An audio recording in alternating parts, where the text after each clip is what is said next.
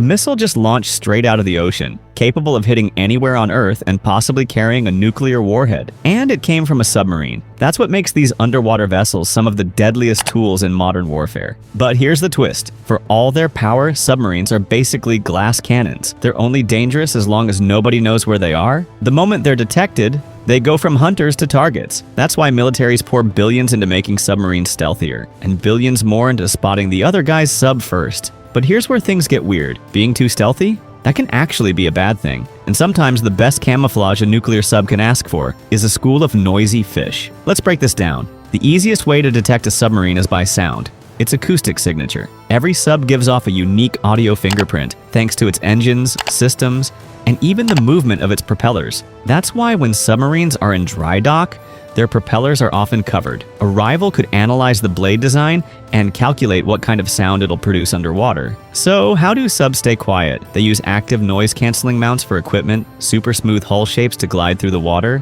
and sound-absorbing tiles that muffle noise like foam in a music studio. Take the Virginia-class submarines. These American attack subs cruise at about 90 to 95 decibels, basically blending into the natural noise of ocean currents and marine life. That's where fish come in. A school of fish hunting for dinner? That ambient chaos helps submarines hide in plain sight. But that works both ways. In areas with calm water or minimal sea life, like polar regions, subs have to go completely silent. Sailors call this silent running. No boots, no idle chatter. Even a footstep could give away their position. Then there's the Seawolf class, the quietest attack subs on Earth. Amazing stealth, but maybe too amazing. They use anechoic tiles, rubber or synthetic blocks glued to the hull. These absorb sonar waves and muffle internal noise. It's great for avoiding detection, but it can also create what's called an acoustic hole, a patch of unnaturally quiet water that sticks out on sonar like a blank spot on a painting. Trained sonar operators can spot this and say, yep, there's a sub in there. And when they don't notice, things can get bad, fast, like in 2009.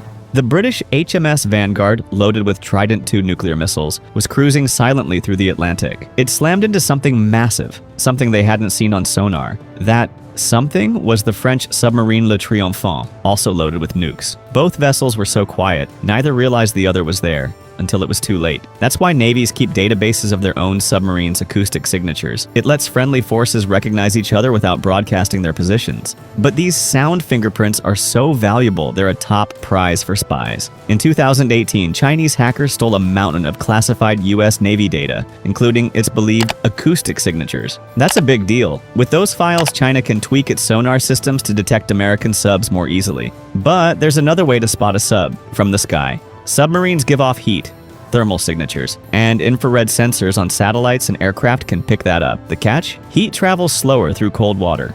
So in warm equatorial regions, subs can cruise a bit higher. Near the Arctic, they have to go deeper or risk glowing like a candle on thermal scans. That's where thermoclines come in, layers in the ocean where warm water meets cold. A sub hiding below that line can mask its heat signature, but thermoclines shift constantly. And if the crew doesn't track them correctly, they can pop right into view without realizing it. Above those subs, you'll often find aircraft dropping what look like little metal cans. They're not garbage. They're sonobuoys. Think of them as mini sonar probes. Once they hit the water, they unfold, drop hydrophones, and send sound data back via radio. And no, periscopes aren't easy to spot. Subcrews are careful about surfacing, and many periscopes are coated in radar-absorbing materials, like stealth aircraft. But even then, the US is developing systems to detect the tiny waves that periscopes make, not just the periscope itself. Once a sub is found, the danger escalates fast. Modern torpedoes are insanely smart. They track sonar, magnetic fields, propeller wake, you name it. Some can even tell the difference between a real sub and a decoy. And when they lock on, they explode. Submarines can't afford heavy armor, so even a near miss can be devastating.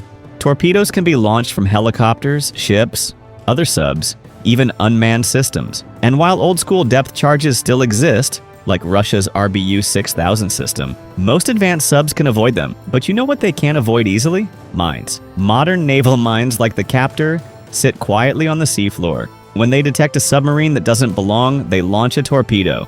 Surprise attack from below. And there's one final problem: communication. Submarines are surrounded by seawater, which blocks high-frequency radio waves. The kind of comms used by ships and planes? Totally useless underwater. They can send signals using extremely low frequencies, ELF, which do penetrate the ocean, but they carry almost no data and are super easy to detect. That's why ELF is mainly used for one terrifying purpose: nuclear launch orders. American ballistic missile subs are part of the TACAMO program, Take Charge and Move Out.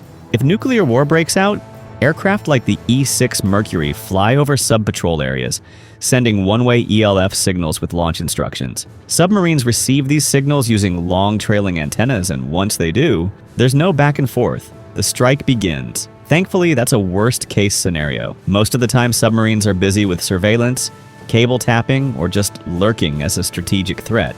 Meanwhile, anti-submarine detection systems are evolving fast. Russia has Harmony, a deep-sea sonar grid. China's underwater Great Wall monitors the South China Sea. But as detection gets better, stealth gets better too. Because in submarine warfare, it's not about speaking first, it's about staying quiet longest. And sometimes it really is a matter of holding your breath forever.